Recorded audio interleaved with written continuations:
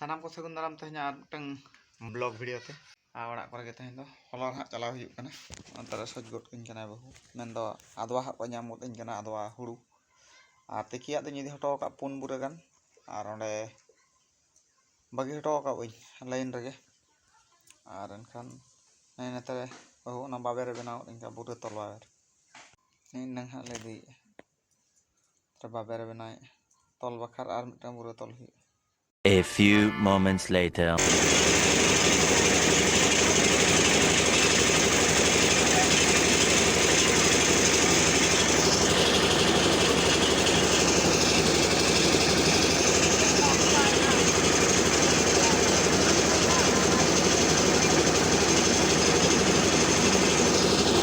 A few moments later. तो finally निता तो हॉलर set खा रुवाड़ हेज हुई कना ना आदो इनको डंगरी के लगा इदी को लगे नतारे मेना को बुसुब को जमे टसर बुसुब को जमे आले सेदा साक्रात बास्के प्रोग्राम चेत मेना का मारांग जोगा प्रोग्राम आपे को सम्मानी ले उछन आपे जदी पे हेज सेटर दाड़ा खान नापाय कथा स्पोर्ट्स धमाका साउते निंदा यात्रा मेना का साक्रात बास्के आले सुर जापा ना आले जीपी भितर आले जीपी रेना कार्यक्रम गे और हुई गड कना 5 सेरमा पुराव खेरवार सेमलेट युवक संघ केंदुआ और अतु हाँ केंदुआ और ब्लॉक समाखन थाना बारिपदा सदर और जिला मयूरभंज जा सेरमा लेका निया सेरमा सापड़ाव का आला जापार मारांग स्पोर्ट्स मेनते मेता कना और बेस्ट प्राइज मेना का कोड़ा को लगी 1600 मीटर 800 मीटर और 400 मीटर 100 मीटर मेना का कुड़ी को जुआन कुड़ी को बखरा जुआन कोड़ा को बखरा दो 100 मीटर 200 मीटर 400 मीटर 800 मीटर और 1600 मीटर मेना का और कुड़ी को बखरा दो अड़ी आयमा उनका के मेना का 100 मीटर और 200 मीटर और Aima long jump high jump मेना का अड़ी आयमा प्रोग्राम मेना का स्पोर्ट्समैन दो जतो लेकान sports javelin throw shot put throw जतो लेकान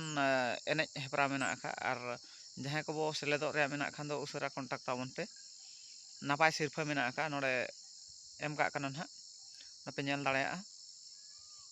चेत चेत प्रोग्राम दो कना और 18-19 तो हाँ स्पोर्ट्स और 20 तारीख दो नवा साक्रात बास्के जनवरी 18-19 तो हाँ स्पोर्ट्स धमाका दो कना साथे 20 तारीख दो ना 12 टाड़ांग खन ढबुल तामसा साथे निंदा यात्रा दो कना खेंचा सेटर हजू कना चांदो तारास ओपेरा और आजा नेसा सुपर खन सुपर हिट गायन पुथी इनमा मिनन जालारे अगम दरिया तालारे मुना दादा तको सापड़ाव रेन और ओने उनका स्पोर्ट्स धमाका रे अखय को जदी सेलेदो रेना मेना खान दो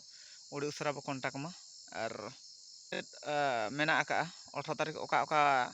स्पोर्ट्स हुआ दौड़ को से दोन को से लॉन्ग जंप को हाई जंप को